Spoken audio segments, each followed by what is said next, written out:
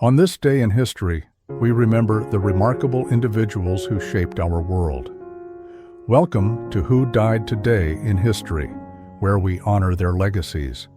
From artists to leaders, their impact lives on. If you find their stories meaningful, like, subscribe, and hit the bell to stay connected. Thank you to all our amazing channel members for your generous support.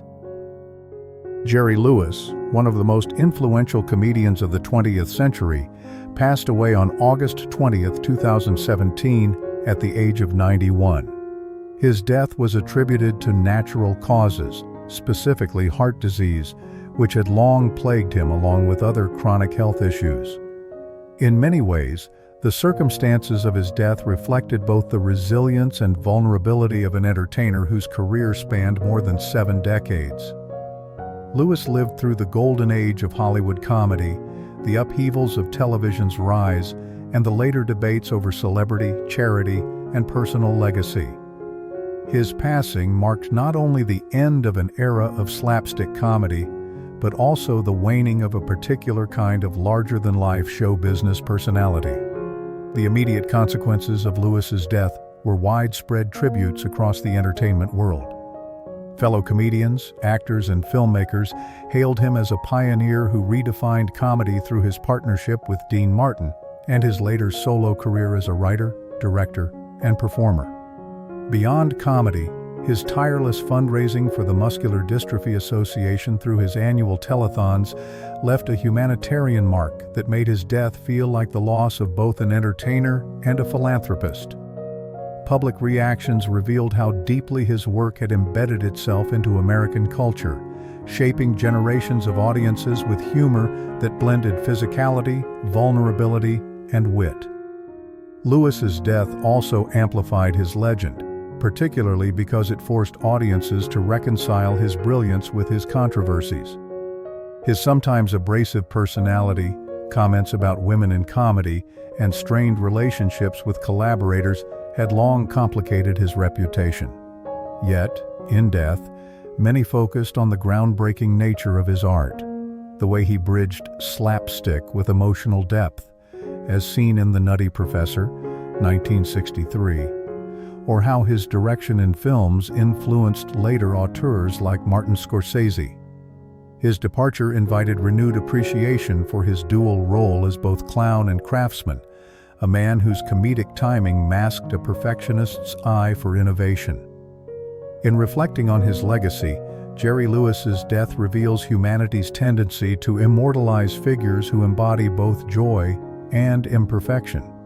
His comedy was rooted in the universal, clumsiness, insecurity, the yearning to be loved, making his work timeless. Through film retrospectives, scholarly analysis, and continued admiration by comedians who cite him as inspiration, Lewis lives on in cultural memory. His passing underscores how art transforms mortality. While the man succumbs to the inevitabilities of age and illness, the laughter he created continues to ripple through time. By remembering Jerry Lewis in art, tribute, and commemoration, we affirm the power of humor to bridge generations and to preserve a spark of humanity beyond death. Phyllis Diller, the trailblazing comedian who broke barriers for women in stand-up, passed away on August 20th, 2012 at the age of 95. She died of natural causes in her Los Angeles home, surrounded by the comfort of family. Her longevity itself reflected the resilience and determination of a woman who, in the 1950s and 60s, entered a comedy world almost entirely dominated by men. The natural, peaceful end of her life stood in stark contrast to the often turbulent, high-pressure environment in which she built her career. A reminder that even the loudest voices of cultural change ultimately face the same quiet closure of mortality. The immediate aftermath of her death was a wave of tributes from comedians, actors, and fans who recognized her as a pioneer.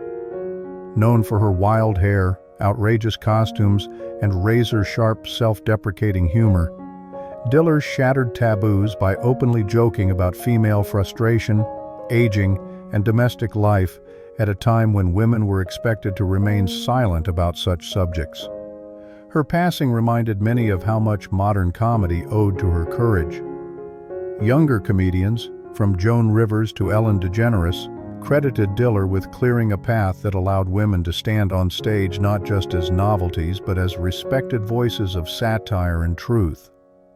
Her death amplified her legend in part because it underscored how radical she had been for her time. While comedy in the mid-20th century often portrayed women as the butt of jokes, Diller flipped the script, making herself the exaggerated caricature while exposing the absurdities of social expectations. Her act, complete with her infamous cackle, resonated with audiences because it gave voice to frustrations many felt but dared not say aloud. In dying at such an advanced age, she became a living symbol of endurance, not only in life, but in cultural influence. Phyllis Diller's passing also raises broader reflections on how we remember cultural pioneers. Humanity often immortalizes those who make us laugh because humor touches something deeply human: the need to confront pain, absurdity, and fear with resilience. Through documentaries, biographies, and the preservation of her iconic routines, Diller's memory is woven into the fabric of comedic history. Her life and death illustrate how power can take many forms, not only political or military, but the power to change culture through laughter. Ultimately, Diller's legacy reveals our enduring desire to celebrate those who turn vulnerability into art, and, in doing so, leave behind a legacy that transcends mortality. Melody Patterson, best remembered for her role as Wrangler Jane in the classic television comedy F Troop, passed away on August 20, 2015 at the age of 66. Her death came after multiple organ failure following a series of health struggles, including broken bones and other complications in the final years of her life. The nature of her passing, natural but exacerbated by long-term health challenges, reflects a broader reality faced by many performers of her generation. Early fame did not guarantee lifelong security or well-being. Unlike the glamorous image she projected on screen, Patterson's later years were marked by health difficulties that quietly underscored the human vulnerability behind the Hollywood spotlight. The immediate consequence of her passing was a wave of nostalgia among fans of F Troop and the Western-tinged sitcom era of 1960s television. Patterson had begun acting at just 16, lying about her age to land the role that would define her career. In this sense, her death reignited appreciation for how young actors, particularly women, were thrust into the pressures of fame during a period when television was rapidly reshaping American culture. Her departure reminded audiences of a transitional era when the Western genre was fading, replaced by more modern and experimental programming, and how F Troop itself captured a lighthearted, if satirical, reflection of frontier myths. While her passing did not radically shift the trajectory of history, it did amplify her legend among classic television enthusiasts. Patterson became a symbol of a particular kind of mid-century American entertainment, wholesome, comedic, and deeply tied to the nostalgia of a simpler time in television. Her death spurred renewed interest in F Troop, leading to retrospective articles and fan discussions that highlighted her contribution to a genre dominated by male characters, in which she stood out with charm, wit, and strength. In reflecting on Patterson's death, we see how humanity often immortalizes figures not for the length of their careers, but for the impact of their defining moments. Memory tends to crystallize around the roles that touch audiences most deeply, and in Patterson's case, Wrangler Jane remains a lasting emblem of her spirit. Through reruns, fan conventions, and the preservation of F Troop in popular memory, her legacy continues. Her story illustrates the fragility of fame, the inevitability of mortality, and the enduring power of art to preserve even brief careers within the cultural imagination. Ulla Jacobsson, the Swedish actress who captivated international audiences in the mid-20th century, passed away on August 20th, 1982, at the age of 53. Her death came after a battle with bone cancer, a natural yet devastating end that reflected the limits of medical science in her era. At the time, cancer treatments were far less advanced, and her relatively young death underscored the fragility of life even for those who seemed untouchable on the screen. Unlike some of her contemporaries whose lives ended in scandal or sudden tragedy, Jacobsson's passing was marked by quiet dignity, mirroring the understated grace she brought to her roles. Jacobsson first rose to prominence through the Swedish film One Summer of Happiness, a breakthrough performance that brought her international recognition for its bold portrayal of love and intimacy. Later, she gained enduring fame for her role in Zulu, where she played Margareta Witt, the missionary's wife caught in the midst of colonial conflict. Her career reflected the shifting cinematic landscape of post-war Europe, which moved toward realism, emotional complexity, and cross-cultural collaborations. When she died, the immediate response was not the massive outpouring reserved for Hollywood icons, but rather a wave of appreciation within European film circles, where she was remembered as a bridge between Swedish cinema and the broader international stage. Her death, while not a world-shaping event, nonetheless amplified her legacy. In retrospect, Jacobsson came to symbolize the generation of European actresses who helped redefine femininity on screen. Intelligent, vulnerable, yet quietly resilient. Her early passing added a layer of poignancy to her story, cementing her as a figure whose promise was never fully realized. Fans and critics alike revisited her performances, noting how she embodied both the innocence and the emotional depth that marked mid-century European film. Reflecting on Jacobsson's death, we are reminded of how mortality reshapes memory. While she may not have attained the enduring fame of contemporaries like Ingrid Bergman, her performances live on in the films that continue to be revisited by cinephiles. Humanity often immortalizes such figures not through monuments, but through the preservation of their art, allowing their voices, gestures, and expressions to echo across generations. Jacobsson's story reminds us that memory does not always reward fame alone. It also honors the quiet brilliance that resonates long after life has ended. Kim Stanley, one of America's most respected but often underappreciated actresses, passed away on August 20th, 2001 at the age of 76. Her death came as a result of cancer, a natural end that carried the quiet dignity characteristic of her often elusive public persona. Unlike stars who pursued constant visibility, Stanley avoided the limelight, retreating from Hollywood in her later years. Her passing was therefore not accompanied by the spectacle of mass mourning, but by a reflective acknowledgement within artistic circles of her immense contribution to the craft of acting. Stanley's career was deeply tied to the values of her era. She rose to prominence in the 1950s and 1960s as a leading figure in the American method acting movement, sharing the stage and screen with contemporaries like Marlon Brando and Montgomery Clift.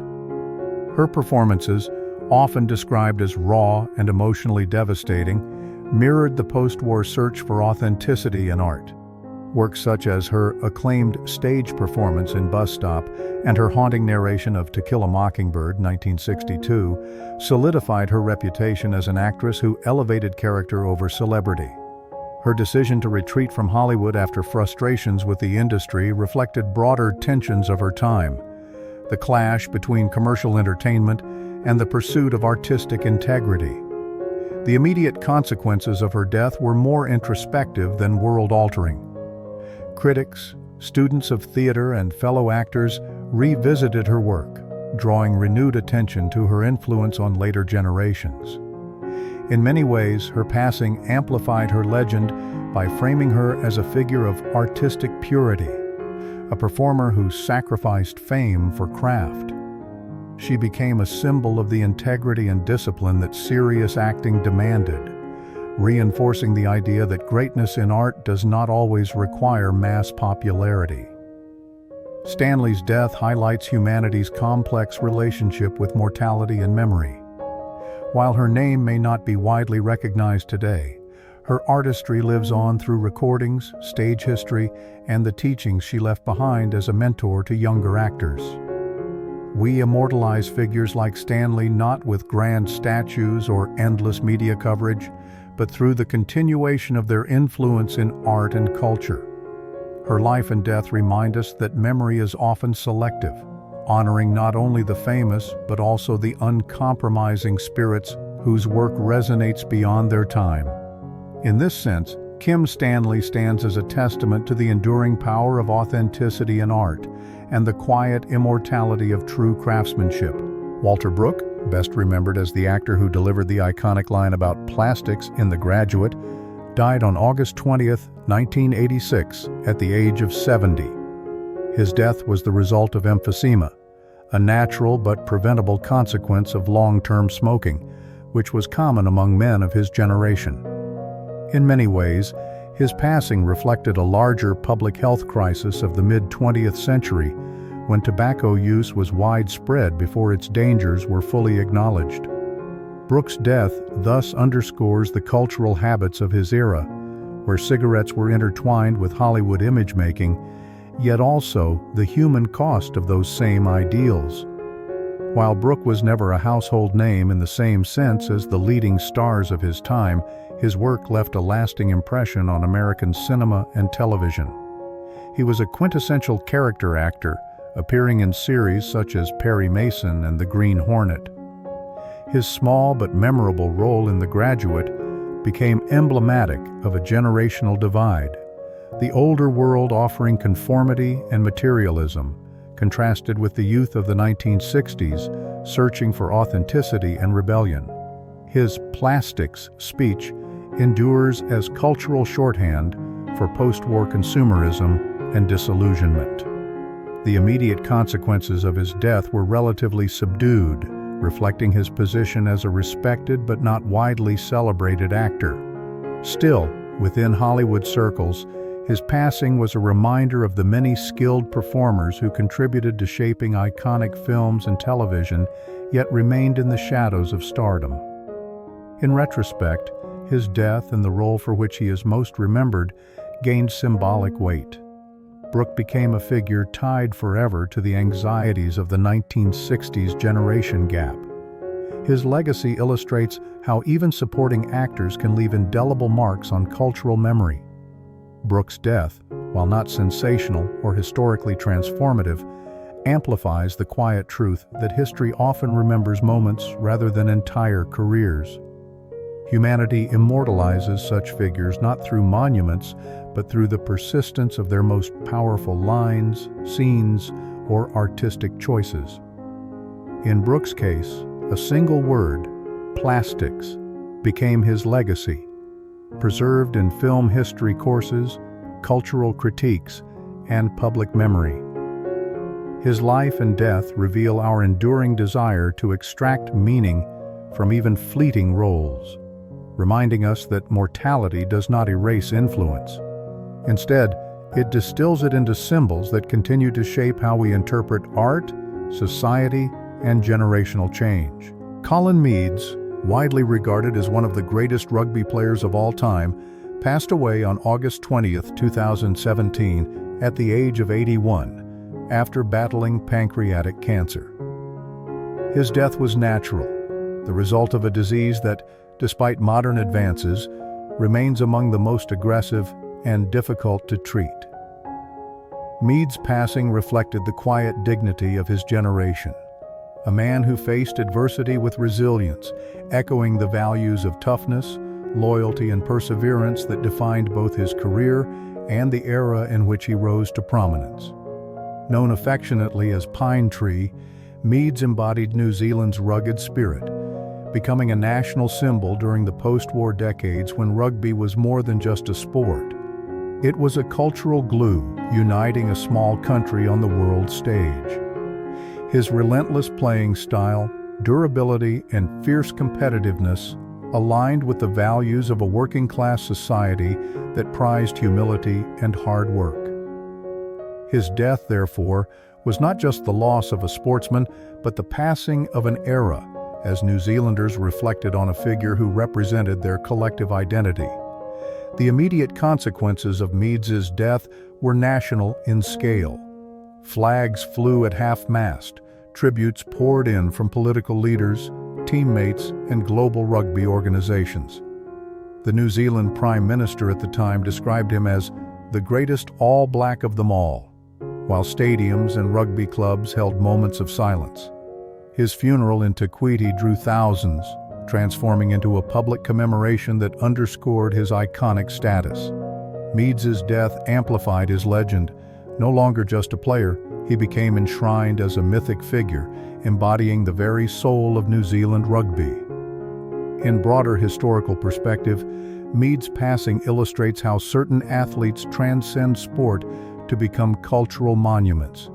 His life and death highlight humanity's impulse to immortalize figures whose strength and values mirror the aspirations of their communities.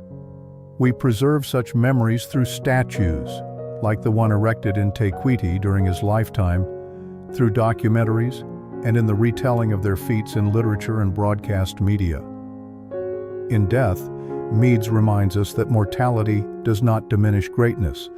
Rather, it sharpens the outlines of legacy, turning a man into a timeless symbol of endurance, unity, and national pride.